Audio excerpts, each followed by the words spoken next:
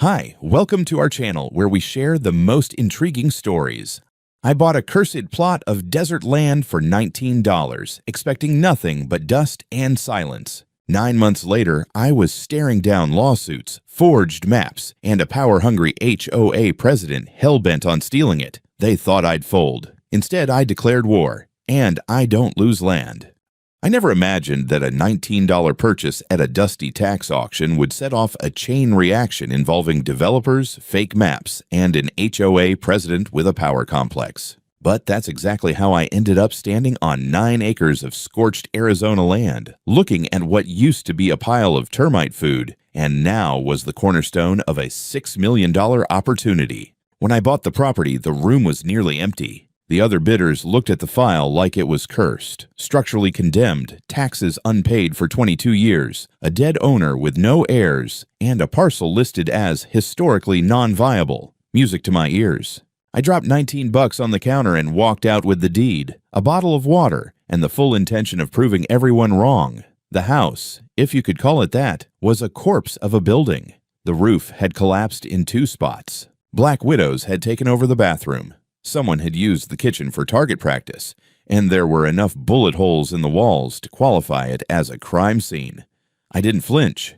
This was what I did. I spent years working for the county assessor's office in Montana, walking every kind of terrain you could think of. I've seen trailers fused to bedrock with cinder blocks and mountain cabins rigged with gravity-fed bathtubs. I knew how land breathed, and I knew this one wasn't dead. It was just buried under apathy and bad bookkeeping. The first thing I did was verify the legal chain of custody. I pulled the full parcel history, requested archived tax maps from the county vault, and contacted 2 retired land surveyors I knew from back in Montana to double-check the GPS overlays. I ran the legal description line by line. No liens, no easements, no HOA jurisdiction, no buried utilities. The water rights had technically expired back in the 90s, but a reinstatement form, 2 weeks of waiting, and a notarized affidavit later, and they were mine again.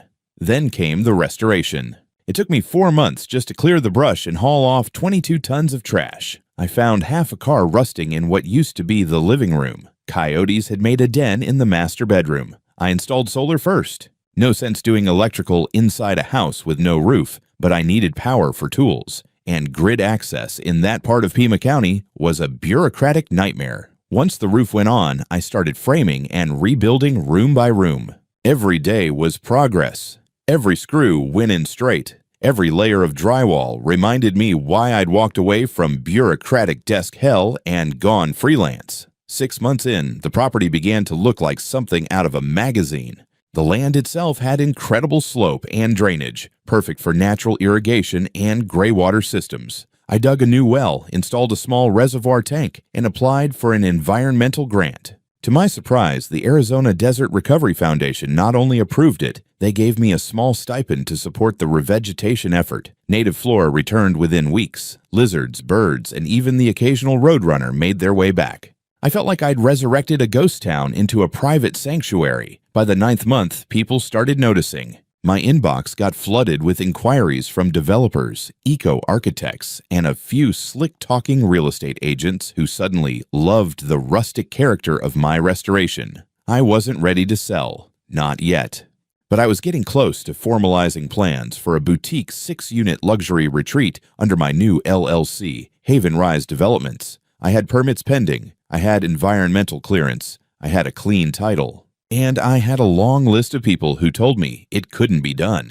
That's when the neighborhood changed. One morning, I caught a white Lexus crawling past my gravel driveway. The windows were tinted, but I could make out the shape of a woman in oversized sunglasses staring hard through the windshield. She didn't wave. She just stared. A few days later, I found a generic-looking flyer folded into my gate. Notice of encroachment on community property. Palo Verde Heights HOA. I chuckled. Palo Verde Heights was the HOA just beyond the southern ridge, half a mile and a barbed wire fence away. They had no claim here. I assumed it was a misfire. I crumpled it up and got back to work. But something about the tone, it felt like a distant thunder. You don't live through 20 years of land disputes and not recognize the scent of someone sharpening a knife behind a clipboard. And I was right. It started small. Just a few offhand comments from the edge of my property line. The occasional car parked too long at the ridge, headlights aimed in my direction after dark. I wasn't paranoid. Hell, I live for open land and silence, but I've learned to notice when silence gets too focused.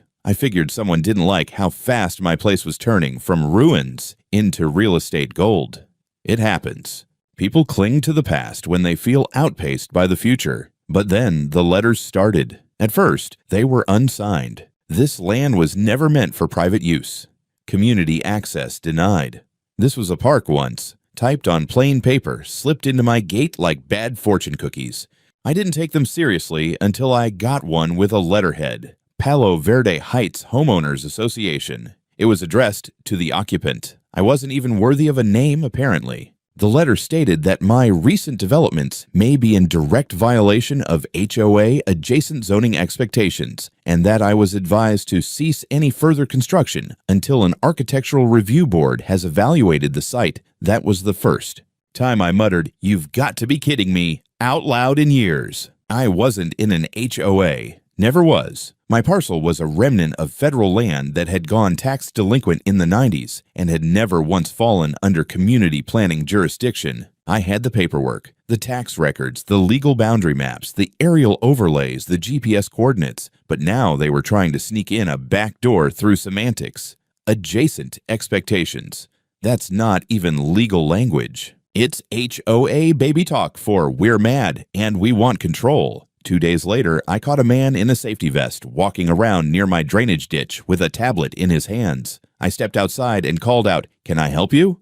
He didn't answer. Just kept tapping on the screen like he was in a video game. I walked right up to him and said, "This is private property. You're trespassing." He looked up, finally acknowledging me, and said, "I'm conducting a site evaluation on behalf of Palo Verde Heights." I laughed, not because it was funny, but because I didn't want to start yelling. "You're not authorized to be here. Get off my land before I call the sheriff." He muttered something about pending jurisdictional review and walked off, not in a hurry like he believed he belonged. That bothered me more than anything else, his calm, manufactured confidence. That night, I logged into the Pima County parcel access system to double-check my public property info and got hit with an error. Document access temporarily suspended due to pending verification. My heart sank. I'd seen this trick before. Someone had flagged my property file for review, which is normally only done in case of ownership disputes, active fraud investigations, or high-level clerical corrections, none of which applied to me, unless someone had pulled strings. I spent the next 2 hours digging. Eventually, I found a public employment record buried in a meeting minutes PDF from 3 years ago. A name popped out, Tyler Rothman, Junior Records Supervisor, County Land Office. And wouldn't you know it, Rothman isn't a common name out here, especially not when you're dealing with Karen Rothman, president of Palo Verde Heights, HOA. It didn't take long to confirm the connection. Tyler was her nephew. A quick LinkedIn scroll showed him smiling next to her at a Palo Verde Community Cleanup Day. I wasn't surprised. I was furious. They'd found a way to delay my access to my own land records by playing the insider card. 2 days later, I woke up to find a crew hammering stakes along the southern end of my property line. I came out with my phone in hand, already recording. One of them pointed to a clipboard and said, "We're installing a temporary barrier as part of a community survey. Should be done by noon." I asked, "Who authorized this?" They all suddenly got quiet. A white SUV pulled up right on cue. Karen Rothman stepped out like a general arriving at her newly claimed war zone. Blonde bob, blouse tucked with surgical precision, HOA badge clipped like a sheriff's star. She looked at me like I was the squatter. "Mr. Draper," she said coolly, "I think we've gotten off on the wrong foot. This land has a complicated history. It would be best for everyone if we paused further development until legal clarity is established." I didn't even blink. "You have no authority here. This land isn't part of your HOA. You and your crew are trespassing, and if that barrier goes up, I'm calling the sheriff." Karen gave me the kind of smile you see from someone who's never been told no in her entire life. "We'll see what the county has to say about that."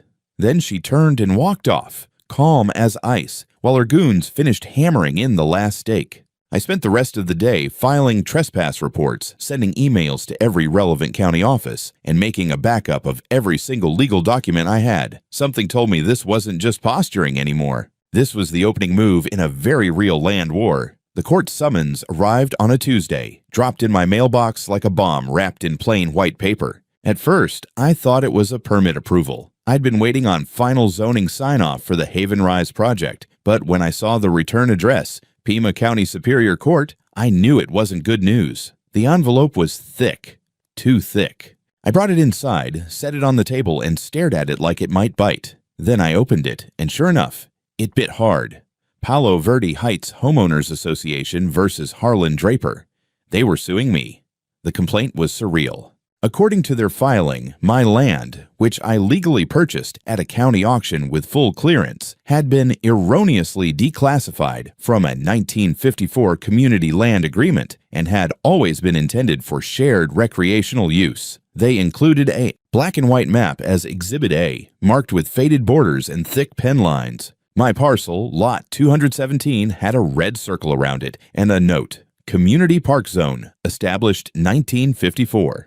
The kicker? It was signed by W. Stanley Baird, a land surveyor who, as I knew very well, had died in 1989. I leaned back in my chair, heart thudding. It was a decent forgery. The problem for them was I'd personally audited Stanley Baird's archived reports during my time with the Montana Land Commission. I knew what his signature looked like. This wasn't it. They hadn't even matched the slant or the pressure points. Sloppy. The complaint demanded the following: that my deed be declared null and void due to clerical misallocation, that the house be removed as an unauthorized structure on common ground, that Palo Verde Heights HOA be granted full title over the land for the restoration of community equity. They were trying to erase my ownership with a piece of paper that might as well have been drawn with a crayon. I called my attorney, Deborah Soria, immediately. She picked up on the first ring. "Tell me it's not from Rothman," she said before I even spoke. I could have kissed the phone. Deborah had worked 3 property rights cases against HOA boards in the past year. 2 settled, 1 went to trial. She never lost. I told her about the forged map, the dead surveyor, the 1954 claim, and her laughter turned into a dark, satisfied hum. "They're overplaying," she said. "That map is a gamble. They're hoping you'll settle or back off to avoid the fight.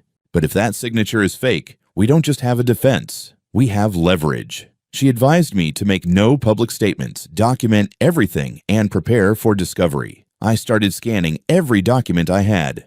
I even backed them up to 3 separate encrypted drives, including one I stored in a fireproof safe. The next day, I got an email from a local news freelancer named Zoe Freeman. The subject line was, "Rumors about Palo Verde Park lawsuit, care to comment?" She detached a photo, an old HOA flyer being circulated in the neighborhood, claiming I had privatized community land and that I was suppressing neighborhood access to recreational space. They even photoshopped a swing set onto a grainy image of my backyard to make it look like I'd bulldozed a playground. I politely declined to comment but kept her contact. Something told me I'd need her later. By the weekend, the tone around the property changed. People started slowing down near my driveway. A woman actually rolled down her window to shout, "Shame on you," while I was loading lumber into my truck. I kept my cool. I didn't have time for HOA cultists. I had court to prepare for. That same weekend, I drove into town for supplies, and when I came back, there was a surveyor's tripod set up right in front of my porch. No one around, just the tripod, standing there like a scarecrow with intent. On the ground beneath it was a laminated sheet, an assessment notice, stamped with the HOA logo. No legal backing, no county seal, just red ink and arrogance. I took photos, removed the tripod, stored it in my shed. They'd have to come ask for it back. Then Monday morning came, and with it, another surprise. I received an email from the County Land Records Portal informing me that an internal review of land boundaries related to parcel number 5202-17 was now underway, and that public documents would be temporarily restricted pending clarification. I immediately called the records office. After being transferred twice, I finally got someone with enough backbone to talk straight. He lowered his voice and told me, off the record, it was flagged for review by a junior supervisor, Tyler Rothman. He said there was a complaint regarding disputed HOA boundaries. I asked if that meant my land was at risk. The guy hesitated, then said, "Well, let's just say it's not a permanent hold."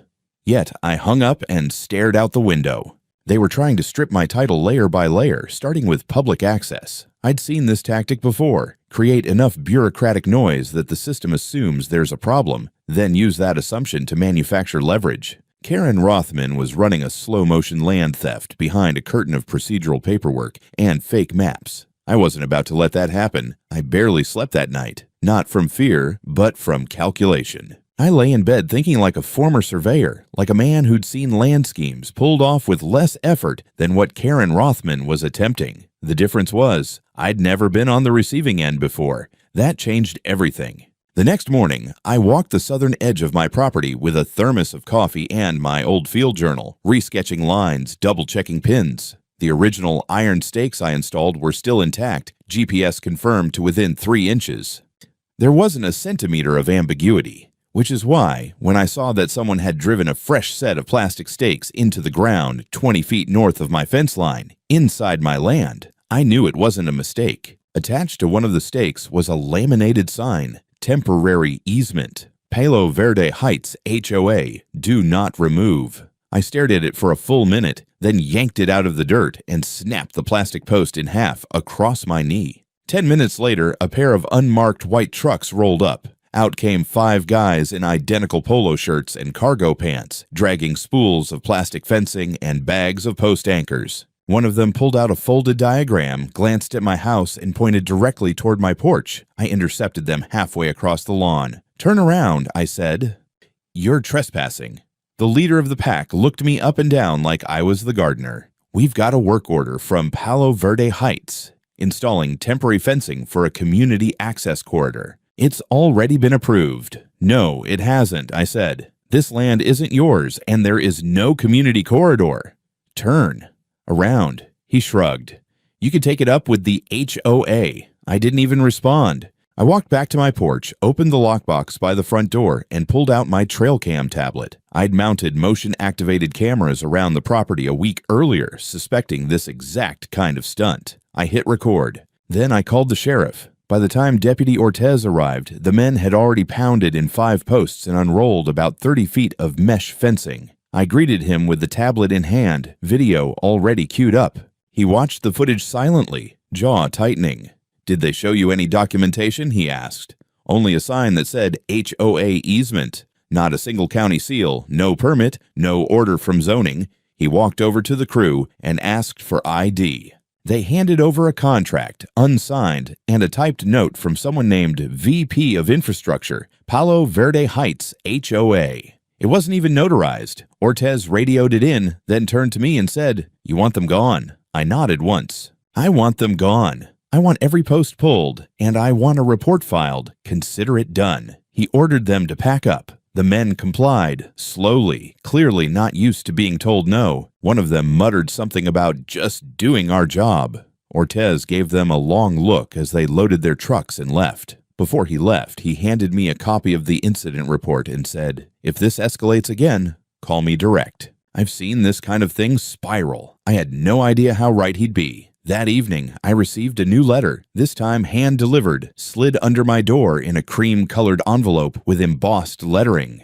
Notice of violation, unauthorized construction activity. It claimed that Karen Rothman, acting as president of Palo Verde Heights, had identified serious safety and code violations on the subject property, and that a compliance inspection had been scheduled for the following morning. Not by the county, by the HOA itself. They were coming back. At 9:17 a.m. the next day, a red Toyota 4Runner with HOA decals on the doors pulled up in front of my house. A man in a navy windbreaker and khakis stepped out with a clipboard and measuring wheel. He began circling the property perimeter like he owned it, muttering into a dictation app and pointing at my gutters, my driveway, even my rainwater system. I stepped outside. "You can stop walking, Inspector Gadget." He turned slowly, smirking. "Mr. Draper, this is a legally sanctioned visual evaluation of non-compliant structures under the purview of neighborhood integrity." "Incorrect," I said. "This is private property, and you are not licensed by the state, the county, or the city to evaluate anything on it." He reached into his jacket and pulled out a paper badge that said, Independent Compliance Officer, Palo Verde Heights, HOA. I.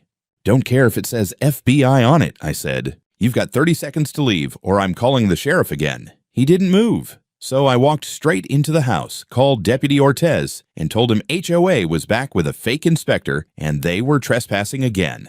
While waiting, I decided to run a quick background check on Mr. Compliance. It didn't take long. His name was Don Keever, and according to the Arizona Licensing Board, he had no certifications, no licenses, no registration with any known agency or contractor directory. But he did appear in a photo online at a ribbon-cutting ceremony for a Rothman-backed subdivision project from 3 years ago. The connections were tightening like a noose. Ortez showed up 20 minutes later, by which point Don had retreated to his car but hadn't left. The deputy spoke with him for 10 minutes, then returned to me and said, he claims he's got permission from the county office to perform private assessment. I held up my phone.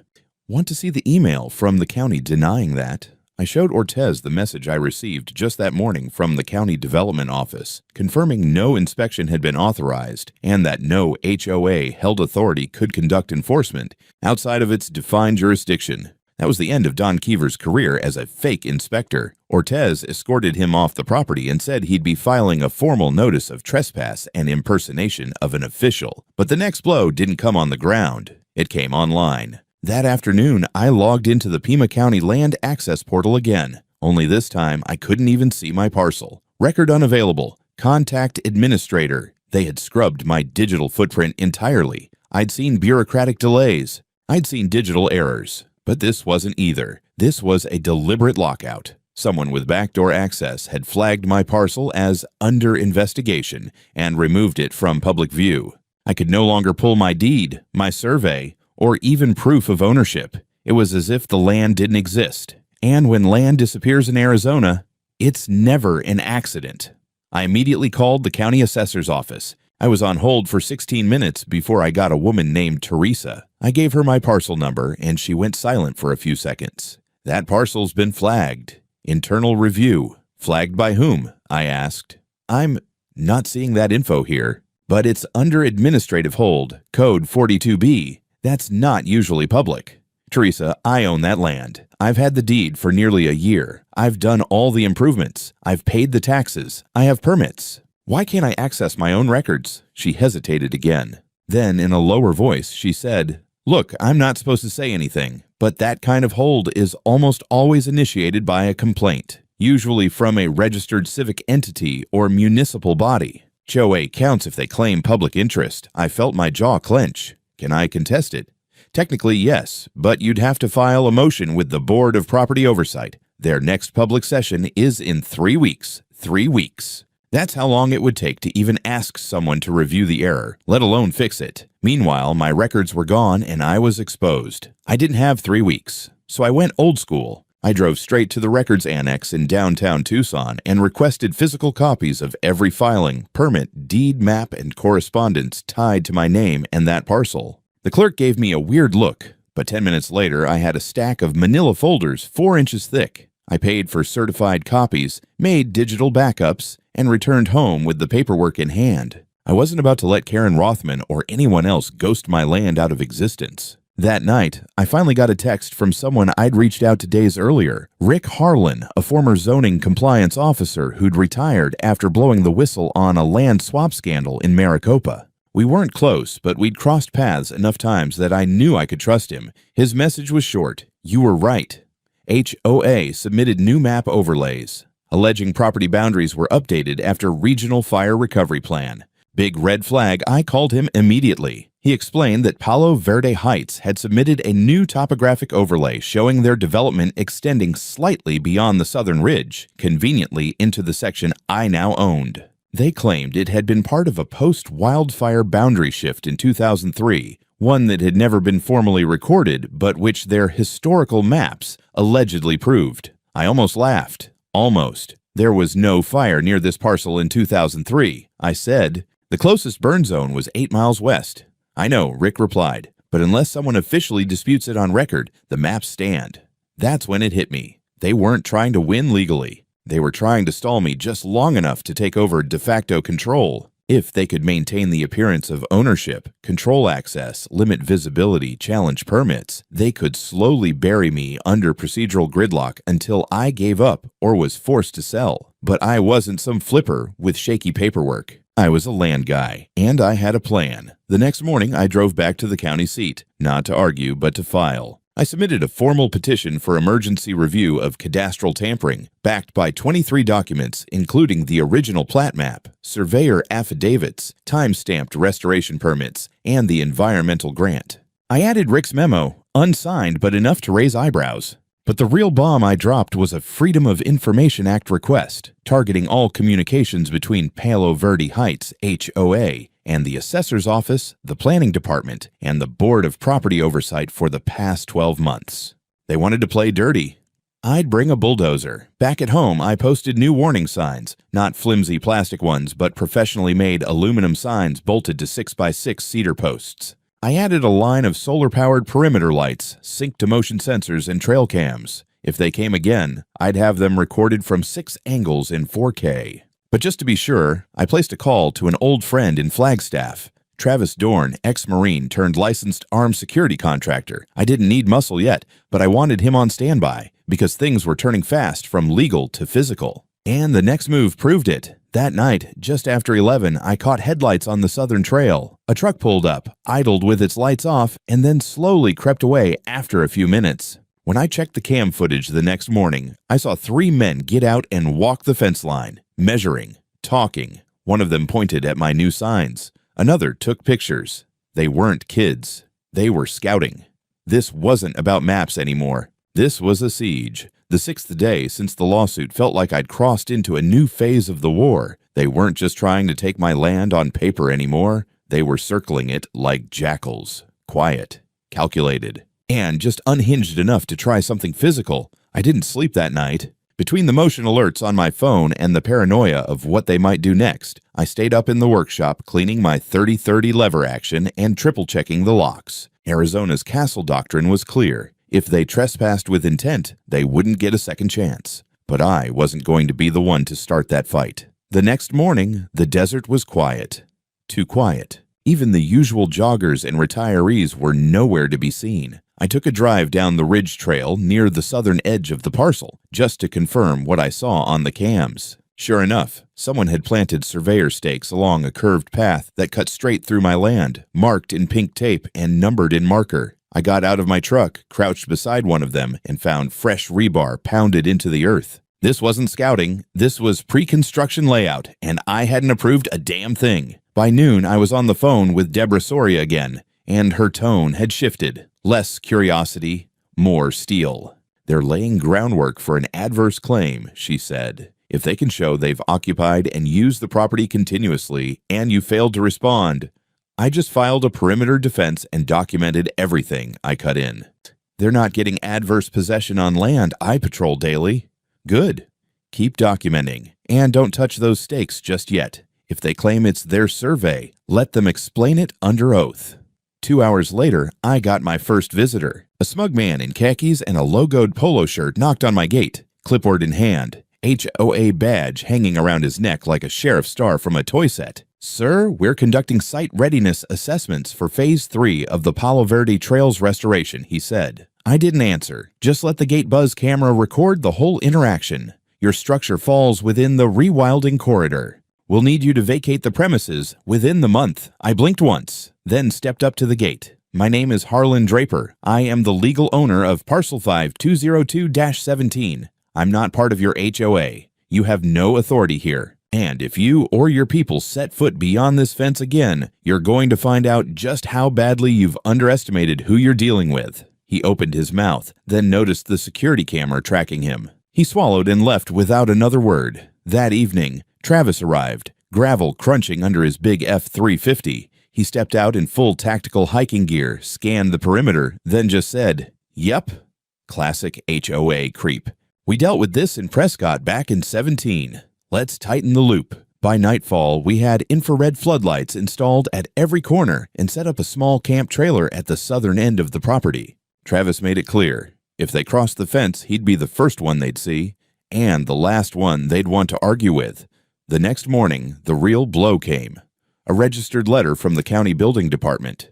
The contents? A notice of cease and desist. Apparently, the HOA had submitted an emergency petition to halt unauthorized development on protected community land, and some low-level compliance officer rubber-stamped it based on their historical map overlays. It was laughable, except it had teeth. Until I could reverse it, I was barred from making any further improvements. That meant no roof work, no fencing, no infrastructure, no water system extension. They were choking me with their fake documents, inch by inch. But they made one mistake. They attached a copy of the map they'd used. This one had different markings than the one in the original lawsuit. And the scale, wrong by 20%. They had submitted 2 separate contradictory maps to different agencies. They weren't even coordinating their lies. I scanned both documents, ran them through GIS comparison software, and printed a side-by-side overlay. Then I called Deborah. Her response was immediate. That's fraud.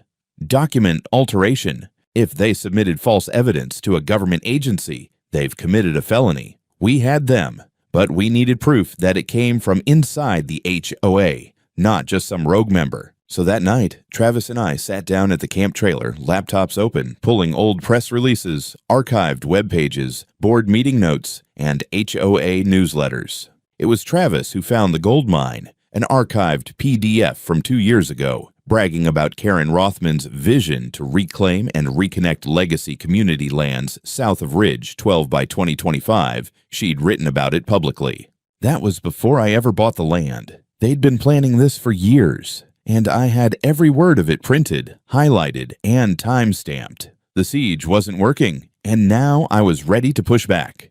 By the next morning, I had printed copies of everything. The contradictory maps, the fraudulent overlays, the archived HOA newsletter with Karen's land reclamation quote, and a timeline that made their scheme look like the amateur land grab it. Really was. Travis and I organized the documents into color-coded binders, each tabbed and cross-referenced. We weren't just preparing for a defense anymore. We were about to launch a full-blown counterattack. At 8 a.m., I walked into the County Office of Records and requested an emergency hearing before the Board of Property Oversight. They told me it could take days. I said, "You've got 48 hours before someone gets hurt on land that the HOA is pretending is theirs. I'll be contacting local media if no one responds." That afternoon, they called me back. I was on the docket for Friday morning. Finally, a crack in the wall. But the HOA wasn't sitting still. Wednesday afternoon, I received a certified delivery. Inside was a notice of HOA violation, citing me for erecting unauthorized structures, obstructing common land, and harassing residents. Attached was a bill for $19,800 in fines. Travis burst out laughing when he read it.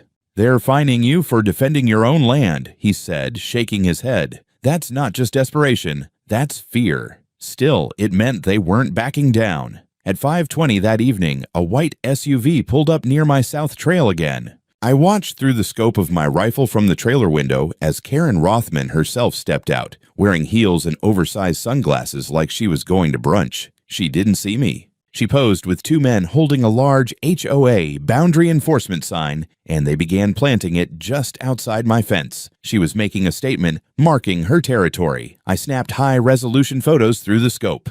Then I stepped outside and walked calmly toward the fence. Karen froze when she saw me. "You're trespassing," I called. "That sign comes down in 5 seconds, or I file criminal misrepresentation charges with the sheriff." She smirked. This is a peaceful notice, Mr. Draper. You're in violation of community standards. You can't build a shack in the middle of a protected ridge and call it ownership." I didn't answer. I just kept the camera rolling. Behind her, one of the men, probably an HOA lackey, got nervous and started backing toward the SUV. Karen hissed something at him, but he was already climbing in. Then I said it loud enough for the camera mic. "You are interfering with private property. You've submitted falsified maps to government agencies, and you've just crossed a legal line." I turned and walked away. 10 minutes later, they were gone. But the sign stayed. I didn't touch it. Not yet. That evening, Travis pulled a full backup from all trail cams, including one angled directly on the sign install. We had faces, timestamps, and audio of Karen claiming authority she didn't have. We included it in the growing binder under Unlawful Occupation Attempt, Exhibit E. Thursday, I got another call, this time from Rick, the whistleblower. He had something, A colleague of his, now working part-time at the planning office, had found metadata inside the HOA's PDF overlays. Karen's IT guy had been lazy. The embedded GPS coordinates in the map files still pointed to their original unapproved drafts. Worse, the files had been uploaded using a non-government account labeled k.rothman-restoreproj. I had digital proof of tampering. Rick sent me the packet, and I printed it that night. It was the final nail.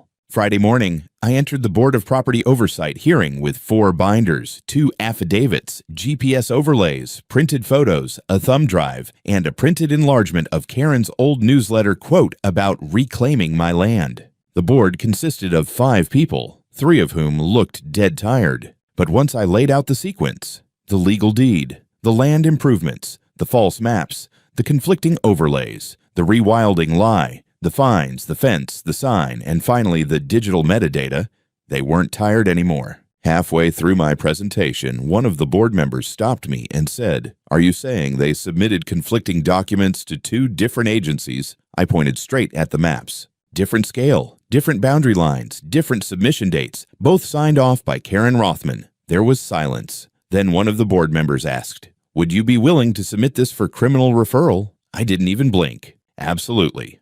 They excused me after 40 minutes of testimony and said they'd deliberate. I didn't make it back to my truck before I got a text from Deborah. Board just referred Rothman to county attorney's office for map fraud. Hold tight, I sat behind the wheel, my hands steady for the first time all week. They weren't going to bury me. They'd just buried themselves. I didn't sleep much that weekend, but for the first time in weeks, it wasn't because of fear.